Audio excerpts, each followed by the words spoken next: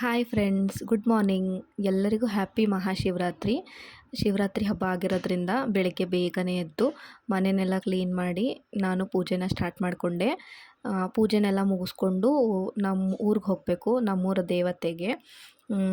ಎಷ್ಟು ದಿನ ಆಗಿತ್ತು ಹೋಗಲಿಲ್ಲ, ಅದಕ್ಕಾಗಿ ಪೂಜೆನೆಲ್ಲ ಮುಗಿಸ್ಕೊಂಡು ಇವತ್ತು ಹೋಗೋಣ ಅಂತ ಪ್ಲ್ಯಾನ್ ಮಾಡ್ಕೊಂಡಿದ್ದೀವಿ. ಹೇಗಿದ್ದರೂ ಹಾಲಿಡೇ ಇದೆ ಅಲ್ವಾ, ಅದಕ್ಕೆ ಪ್ಲ್ಯಾನ್ ಮಾಡಿಕೊಂಡು ರೆಡಿ ಆಗ್ತಾಯಿದ್ದೀವಿ.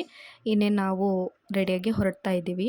ನಾವು ಹೋಗ್ತಾ ಇರೋದು ಆಟೋದಲ್ಲಿ, ಯಾಕಂದರೆ ನಾವಿರೋದೇ 3 ಜನ, ಅಕ್ಕ ಮತ್ತು ಅಮ್ಮ ಮತ್ತು ನಾನು.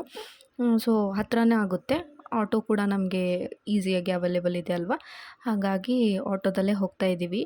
ನಾವಿರೋಂಥ ಊರು ಅಂದರೆ ಅಕ್ಕಪಕ್ಕ ಹಳ್ಳಿ ಎಲ್ಲ ಬರುತ್ತಲ್ವ, ಅಲ್ಲೆಲ್ಲ ಜಾಸ್ತಿ ಲಾರಿಗಳು ಓಡಾಡೋ ಅಂಥ ಜಾಗ ಇದು. ಯಾಕಂದರೆ ಎಕ್ಸ್ಪೋರ್ಟ್ ಬಿಸ್ನೆಸಸ್ ಎಲ್ಲ ಇದೆ ಅಲ್ವಾ, ಹಾಗಾಗಿ ಲಾರಿಗಳು ಹೋಗ್ತಾ ಇರುತ್ತೆ.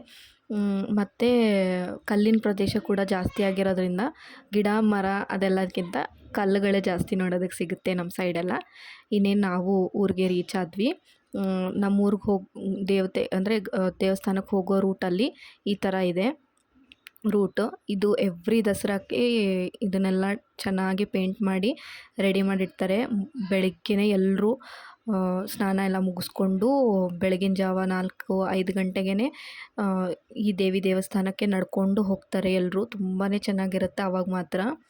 ಈ ಸಲ ನಾವು ಬರೋಕ್ಕಾಗಲಿಲ್ಲ, ಹಾಗಾಗಿ ಇವಾಗ ಹಬ್ಬದಲ್ಲಿ ಹೇಗೂ ಫ್ರೀ ಇದ್ದೀವಿ ಅಂತ ರೆಡಿಯಾಗಿ ಬಂದ್ವಿ.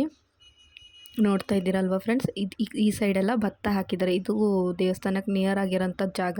ಈ ಸೈಡೆಲ್ಲ ಭತ್ತ ಇರುತ್ತೆ, ಅದನ್ನೇ ಇವಾಗ ಅವರು ಕಲ್ಟಿವೇಟ್ ಮಾಡ್ತಾಯಿದ್ದಾರೆ ಅನಿಸುತ್ತೆ.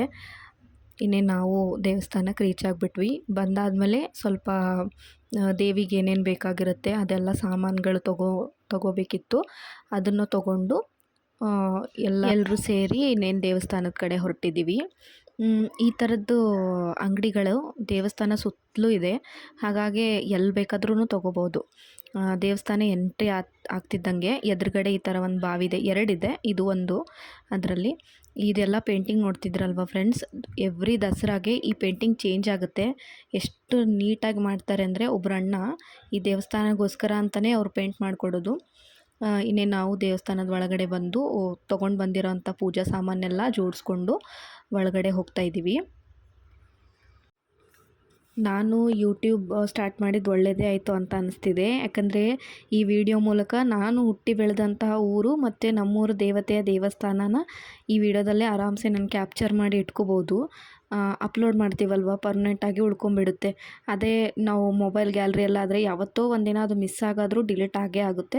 ಬಟ್ ಯೂಟ್ಯೂಬಲ್ಲಿ ಅಪ್ಲೋಡ್ ಮಾಡಿರೋದ್ರಿಂದ ಯಾವಾಗಲೂ ಓಪನ್ ಮಾಡಿ ನಾವು ನೋಡ್ಬೋದು. ಸೊ ಹಾಗಾಗಿ ನನಗೆ ಅದು ಒಂದು ಖುಷಿ. ಆಫೀಸ್ ಇರೋದ್ರಿಂದ ಬೆಂಗಳೂರಿಗೆ ಹೋಗೋದು, ಮನೆಗೆ ಬರೋದು, 15 ಡೇಸ್ ಅಲ್ಲಿ 15 ಡೇಸ್ ಮನೆಯಲ್ಲಿ ಆಗ್ತಿರೋದ್ರಿಂದ ತುಂಬ ತಿಂಗಳುಗಳಿಂದ ಈ ಊರಿಗೆ ಬರೋಕ್ಕಾಗಲಿಲ್ಲ, ಹಾಗೆ ದೇವಸ್ಥಾನಕ್ಕೆ ಕೂಡ ಬರೋಕ್ಕಾಗಲಿಲ್ಲ. ಬಟ್ ಇವತ್ತು ಬಂದು ಅಮ್ಮನ ದರ್ಶನ ಮಾಡಾದಮೇಲೆ ಇಷ್ಟು ಮನಸ್ಸಿಗೆ ತುಂಬ ಹಗುರ ಅಂತ ಅನಿಸ್ತಿದೆ. ಮತ್ತು ಸ್ವಲ್ಪ ಹೊತ್ತು ಅಲ್ಲೇ ಕೂತ್ಕೊಂಡಿದ್ವಿ, ತುಂಬಾ ಖುಷಿ ಅಂತ ಅನಿಸ್ತಿತ್ತು. ಎಷ್ಟು ದಿನ ಆದಮೇಲೆ ಬಂದಿದ್ವಲ್ಲ, ತುಂಬ ಮಿಸ್ ಮಾಡ್ಕೊಳ್ತಾ ಇದ್ವಿ.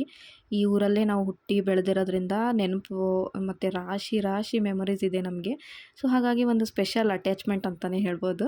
ಸಾಧ್ಯ ಆದರೆ ಮುಂದಿನ ವೀಡಿಯೋಗಳಲ್ಲಿ ನಾನು ನನ್ನ ಸ್ಕೂಲು ಮತ್ತು ನಮ್ಮ ಊರಿನ ಕಂಪ್ಲೀಟ್ ಆಗಿ ತೋರಿಸ್ತೀನಿ.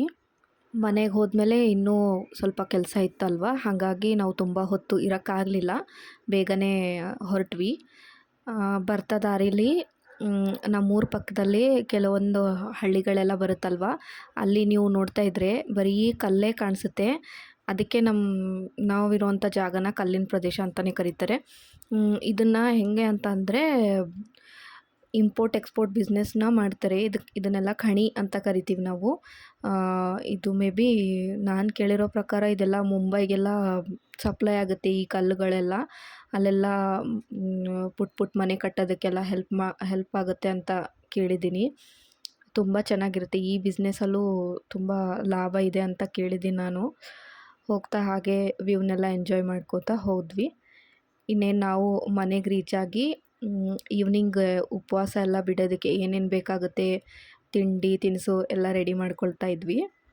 ನಾವು ಯೂಶ್ವಲಿ ಶಿವರಾತ್ರಿಗೆ ಕಾಮನಾಗಿ ಏನು ಮಾಡ್ತೀವಿ ಅಂದರೆ ಸಾಬುದಾನ ಕಿಚಡಿ ಮತ್ತು ಸ್ವಲ್ಪ ಫ್ರೂಟ್ಸ್ ಇರುತ್ತೆ. ಅದಾದಮೇಲೆ ಅದ್ರ ಜೊತೆಗೆ ಈ ಶೇಂಗಾ ಲಡ್ಡು ಅಂತೂ ಫಿಕ್ಸ್. ಇದನ್ನು ನಾನು ಆಲ್ರೆಡಿ ಶಾರ್ಟ್ಸಲ್ಲಿ ಅಪ್ಲೋಡ್ ಮಾಡಿದ್ದೀನಿ.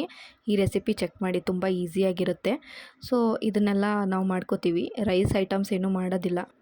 ಉಪವಾಸ ಇದ್ದಿದ್ದ ದಿವಸ ಫೈಬರು ಮತ್ತು ಪ್ರೋಟೀನ್ ಡೆಫಿಷಿಯನ್ಸಿ ಏನೂ ಇರಬಾರ್ದು ಅಂತ ಬ್ಯಾಲೆನ್ಸ್ಡಾಗಿ ಈ ಎಲ್ಲ ಐಟಮ್ಸ್ನೂ ಮಾಡ್ಕೊಳ್ತೀವಿ. ಸೊ ಇದನ್ನೆಲ್ಲ ತಿಂದಾದಮೇಲೆ ಉಪವಾಸ ಅಲ್ಲಿಗೆ ಮುಗ್ದೋಗ್ಬಿಡುತ್ತೆ.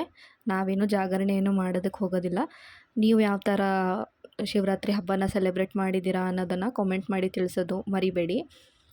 ಇದು ನಮ್ಮ ಪದ್ಧತಿಯಲ್ಲಿ, ನಮ್ಮ ಎಲ್ಲ ಹಿರಿಯರು ಮಾಡ್ಕೊಂಡು ಬಂದಿರೋಂಥ ಪದ್ಧತಿಯಲ್ಲಿ ನಾವು ಶಿವರಾತ್ರಿ ಹಬ್ಬನ ಈ ಥರ ಸೆಲೆಬ್ರೇಟ್ ಮಾಡಿದ್ವಿ. ನಮ್ಮೂರ ದೇವಸ್ಥಾನ ಮತ್ತು ದೇವಿ ನಿಮಗೆಲ್ಲ ಹೇಗೆ ಅನ್ನಿಸ್ತು ಅಂತ ಕಾಮೆಂಟ್ ಮಾಡಿ ತಿಳಿಸಿ.